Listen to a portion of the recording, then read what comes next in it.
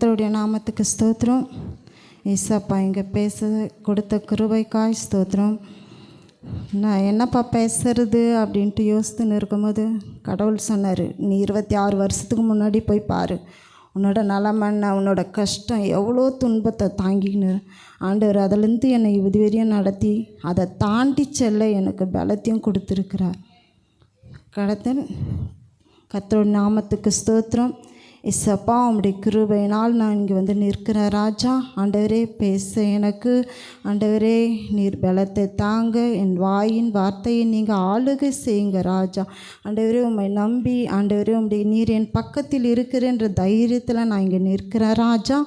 நீர் என்னோடு இருந்து என்னை மூடி நீங்கள் வெளிப்படுங்க தகப்பனே. ஆமென். யோசேப்பை பற்றி பார்க்கிறோம். யோசேப்பு கனித்தரும் செடி என்று. இயேசுக்கும் யோசேப்புக்கும் 42 ஒற்றுமைகள் இருக்கிறது.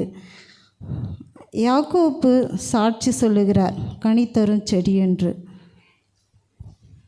இயேசு கிறிஸ்து நானே மெய்யான திராட்சை செடி என்று சொல்லுகிறார்.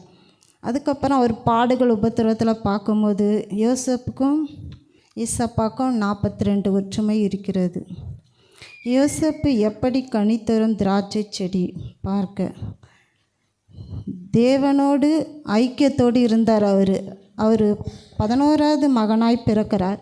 பிறந்து தேவனோடு ஐக்கியத்தில் இருக்கிறார்.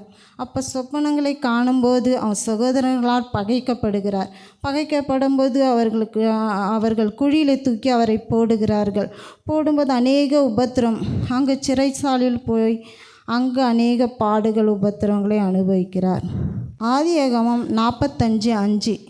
அப்போ அந்த பாடு உபத்திரம் நிறைஞ்சு அந்த ஒரு இதுவில் ஆண்டவர் அந்த ராஜா கிட்ட போகும்போது ஆண்டவர் அங்கே ஒரு உயர்ந்த பதவியை கொடுக்குறாரு. அந்த நேரம் பார்த்து அவங்க சாப்பாட்டுக்கே வந்து யோசேப்பு இடத்துல தான் வரணும் அவங்க சகோதரர்கள். அப்போ அந்த நேரம் வரும்போது அவர் பார்த்து சொல்கிறாரு, நீங்கள் பயப்படாதீருங்க, உங்களுக்கு முன்னாடியே ரட்சணத்தை உண்டு பண்ண தேவன் என்னை அனுப்பினார் என்றார்.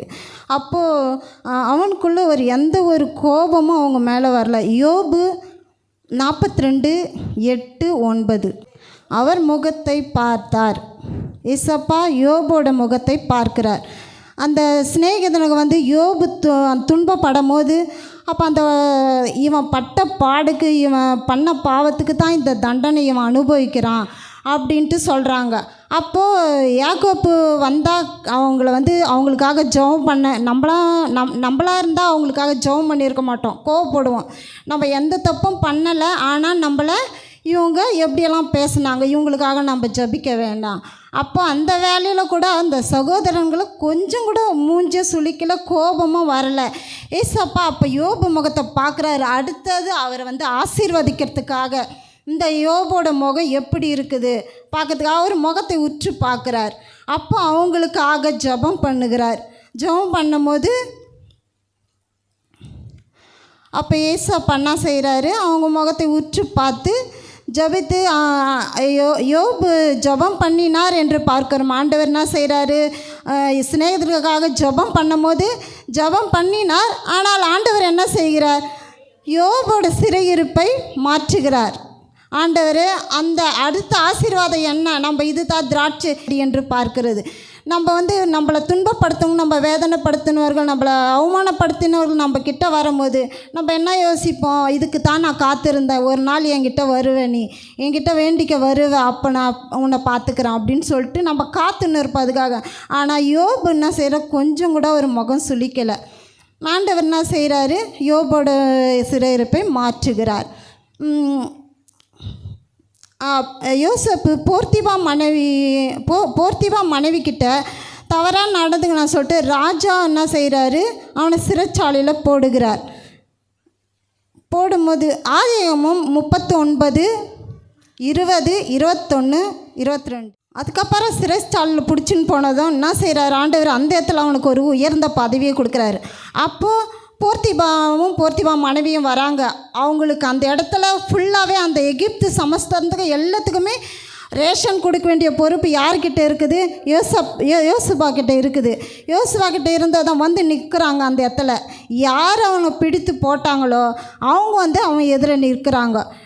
அவர் அந்த ராஜா சொல்கிறாரு, நான் சிங்காசனத்தில் மட்டும்தான் இருப்பேன், மீதி எல்லாவற்றையும் ஆளக்கூடிய பொறுப்பு நான் உன் கையில் கொடுக்குறேன் அப்படின்னு சொல்கிறாரு. அப்போ என்ன செய்கிறாரு ஆண்டவர்? அந்த நேரத்தில் கூட அவங்க மேலே எந்த ஒரு கோபமும் இல்லை. எல்லாருக்கும் ரேஷன் வழங்கின மாதிரி தான் அவருக்கும் வழங்கியிருப்பார். அப்போ தான் அந்த சிறைச்சாலையிலே 2 பேர் இருக்கிறாங்க. அந்த 2 பேர்கிட்ட சொல்கிறாரு, நான் அவங்களுக்கு நல்லது செஞ்சுட்டு நீங்கள் போங்க, நான் எந்த தப்பும் செய்யாமல் நான் ராஜா இங்கே நான் சிறைச்சாலையில் இருக்கிறேன், எனக்காக நீங்கள் ராஜா கிட்ட சொல்லுங்க அப்படின்னு சொல்கிறார். ஆனால் ஏசப்பா அவங்கள மறக்க பண்ணுறாரு. ஏன்னா மனுஷனோட உதவி தேவையில்லை, ஏன்னா ஏசப்பாவோட உதவி தான் நம்மளுக்கு தேவை. அதுதான் நம்மளை இறுதி வரையும் இருக்கும். அப்போது ஏசப்பா என்ன செய்கிறாருன்னா சிறைச்சாலையில் அவனோடு கூட இருக்கிறாரு. மனுஷனை மறக்க பண்ணுறாரு. அந்த வார்த்தையை கேட்டு போய் அவங்க சொல்லவே இல்லை. அப்போ சும்மா சாதாரணமாக நம்ம தெருவுக்கு யாராவது ஒரு தலைவர் யாராவது வந்தாங்களா, எவ்வளோ ஒரு அதிசயமாக அந்த இடத்தெல்லாம் எவ்வளோ ஒரு பராமரிக்கிறாங்க. அப்போ ஏசப்பா சிறைச்சாலையில் இருக்கிறாருன்னா அப்போ பரலோகத்தோட சமாதானம், சந்தோஷம் எல்லாவற்றையும் ஆண்டவர் எடுத்துக்கொண்டு வர்றாரு யோசப்புக்கு. அதுபோல் ஆண்டவர் எலிசா பெர்சபா வார்த்தையை கேட்டதும் வனாந்தரத்துக்கு ஓடி போகிறாரு. வனாந்தரத்துக்கு ஓடி போகும்போது அப்போ என்ன செய்கிறாரு, ஒரு வேலைக்காரனை நிறுத்தி விட்டு போகிறாரு. வேலைக்காரனை நிறுத்தி விட்டு போனதும் அப்போது அவனோட ஆதரவு எவ்வளோ நாளைக்கு இருக்குது? ஒரு நாள் தான் இருக்குது அவனோட ஓட்டத்துக்கு. அவன் ஒரு நாள் தான் பிரயாணம் பண்ண முடியும். ஆண்டவர் என்ன செய்கிறாரு, அந்த ஒரு நாள் அவனை நிறுத்தி போடுகிறார். ஆண்டவரோட தூதர் எழுப்புறார். எழுப்பி அப்பத்தையும் இறைச்சியும் கொடுத்ததும் 40 நாள் பலனோடு நடக்கிறார். நம்மளுக்கு மனுஷன் பலன் தேவையில்லை, தேவனோட பலன் இருந்தால் நம்மளுக்கு இறுதி வரையும் நம்மளை ஆண்டவர் நடத்துவார். அதுபோல் ஆண்டவர் நம்ம வாழ்க்கையில் எண்டே கிடையாது, ஒரு பெண்டை போட்டு கூட்டின்னு போய்கிட்டே இருப்பார். நம்ம வாழ்க்கை இப்படியே போயிடுமோ, நம்ம இப்படியே இருந்துருவோமோன்ட்டு நம்ம நினைக்கவே முடியாது. அந்த அளவுக்கு ஆண்டவர் நம்மளோடு இருந்து நம்ம வாழ்க்கையை ஆண்டவர் நடத்த, நம்ம வாழ்க்கையை நம்ம கதையை எழுதுகிறவர் யாருன்னா நம்ம ஏசப்பா தான். நம்ம மனுஷனை நம்பி ஒரு நாளும் வாழக்கூடாது. அப்படியே ராஜா இடத்துல அவருக்கு தயவு கிடைத்து அந்த இடத்துல ராஜாவாய் அவர் அந்த இடத்துல ஆசீர்வாதமாக இருக்கிறார்.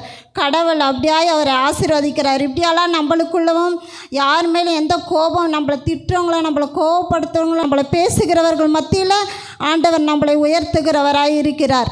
தேவன் இப்படியாய் செய்ய வல்லவராக இருக்கிறார். நம்மளுக்கு தேவனோட உதவி இருக்கும்போது நம்ம சகோதரி சொன்னாங்க, நம்ம ஆசீர்வாதம் எப்படி வருமா, தாண்டி வருமா, எல்லா தடைகளையும் தாண்டி வருமா.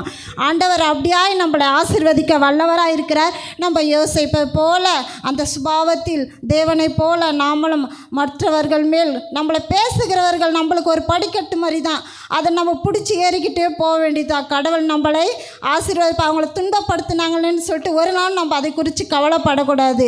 ஏன்னா அவங்களால தான் நம்மளுக்கு இந்த ரட்சிப்பும் ஆசீர்வாதமும் வருது. கடவுள் இப்படியாய் நம்மளை நடத்துகிறவராக இருக்கிறார். அவர் துணையும் அவரோட தயவு அவருடைய கிருபை இருந்தால் நம்மளை எல்லா விதத்திலும் ஆசீர்வதித்து நம்மளை ராஜாக்கள் மத்தியில் அமர செய்கிற தேவன். கர்த்தருடைய நாமத்துக்கு ஸ்தோத்திரம். இதை பேச கொடுத்த கிருபைக்காய் தயவுக்காய் நன்றி இசப்பா. இதுவரை நாங்கள் ஆண்டவரே இசப்பா நடத்தின தயவுக்காய் ஸ்தோத்திர ராஜா.